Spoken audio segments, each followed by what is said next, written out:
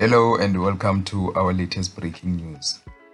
Six-time Cypriot champions AEL Limassol has announced the signing of Thapelo Maseko from Mamelodi Sundowns on a loan deal for the rest of the current campaign.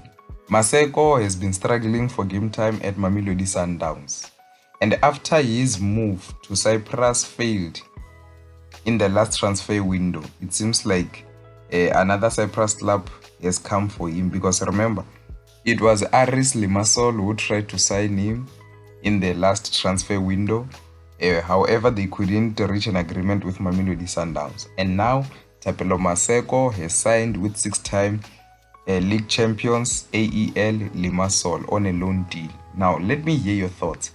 What do you think of this move by Thapelo Maseko to move to Cyprus? Do you think that it's good for his development?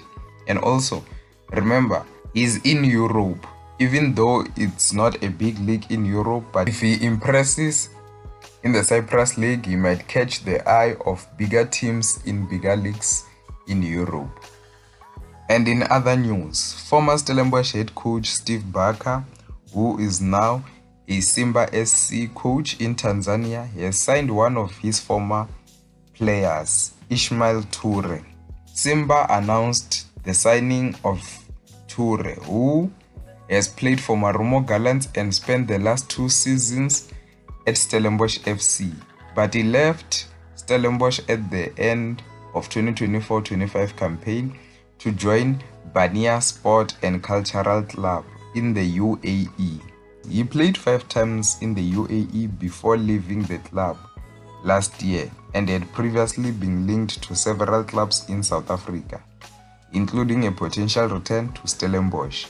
Now he has signed with Steve Barker's side, Simba SC.